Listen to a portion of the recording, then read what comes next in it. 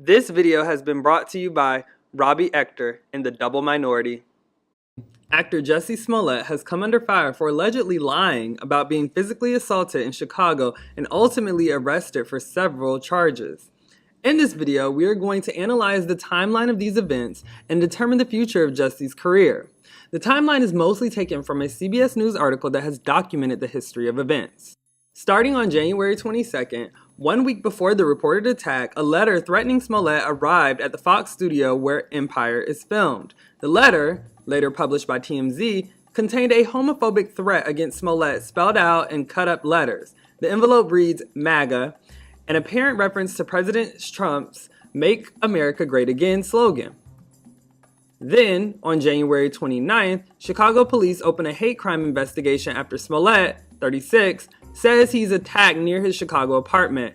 According to police, Smollett says two men approached him around 2 a.m., shouted racial and homophobic slurs, poured an unknown chemical substance on him, which is speculated to be bleach, and wrapped a noose around his neck. Police confirmed to CBS News that in a second interview with police, Smollett told detectives his attackers yelled, "This is MAGA country." On January 30th, Chicago police released a photo of two persons of interest captured on surveillance footage, while noting that the attack itself was not captured. Photos of people of interest who were in the area of the alleged assault and battery of Empire cast member. While video does not capture an encounter, detectives are taking this development seriously and wish to question individuals as more cameras are being reviewed. On February 2nd, Smollett makes his first public appearance since reporting the incident, with a sold-out concert at the Troubadour in West Hollywood, California. He tears up before the set and tells the crowd, regardless of what anyone else says, "I will only stand for love." A meet and greet that was scheduled for the show is canceled, with security concerns cited. On February 4th, Chicago police released an initial incident report. It says a friend of Smollett, who reported the incident to police, says Smollett did not want to report offense, but believed it to be in the best interest too. The report also notes that Smollett still had a rope around his neck when police arrived to interview him. In the report, Smollett says the attackers were wearing black and the primary aggressor. He says that they were wearing a black mask, but he recalls no other distinguishing features. On February 12th, Chicago police say the phone records Smollett gave them were heavily redacted and do not meet the burden for a criminal investigation.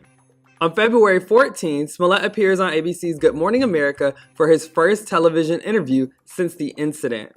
As a gay man, you were considered somehow to be weak, and I'm not weak. I am not weak.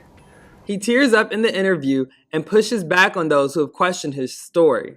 On February 15th, Chicago police announced they are questioning two persons of interest who were seen on surveillance video, but later that day, the two men were released without charges. Police say new evidence has given detectives additional investigative work to complete. On February 16th, a source close to the investigation tells CBS News that two Nigerian brothers, Ola and Abdel, told detectives Smollett paid them to participate in the attack. They say the rope that was found around Smollett's neck was purchased at a nearby hardware store.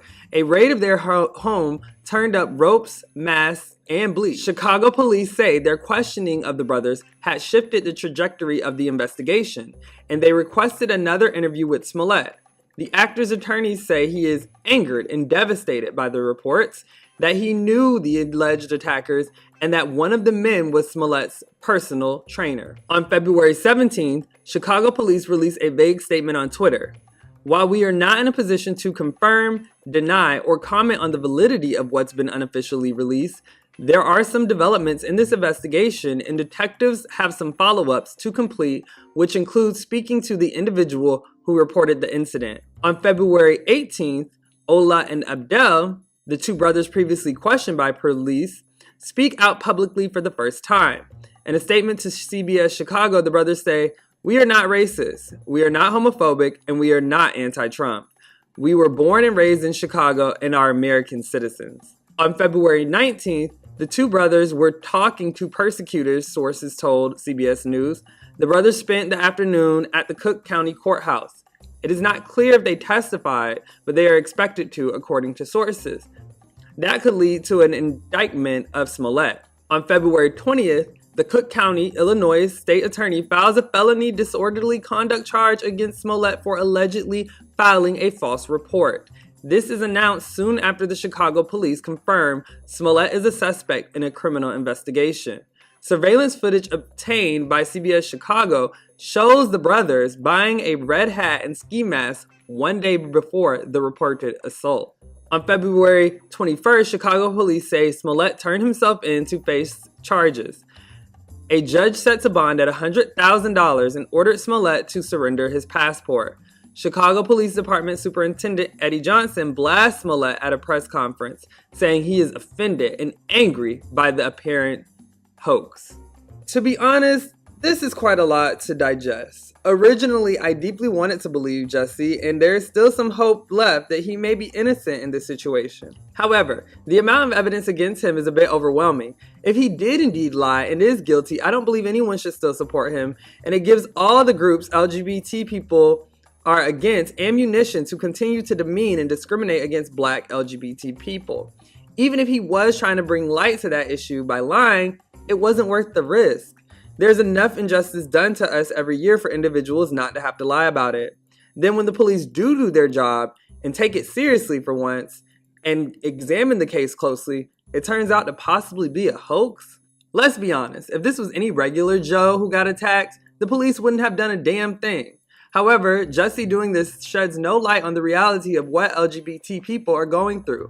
It actually does the reverse. To support him if he lied is a slap in the face to people who have actually been gay bashed, like myself. Now, there are a lot of people pointing out how the Chicago police force has a history of being corrupt, and also that there are several other people that have lied with much worse complications and gotten off the hook. For example, the Emmett Till accuser, Carolyn Bryant, confirmed, although years later, that she falsified the report and story regarding Emmett Till, which led to his brutal death, and nothing was done to her.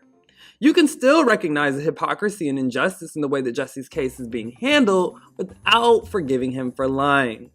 This case is far from over, so please like and subscribe if you want more updates. Thank you for watching.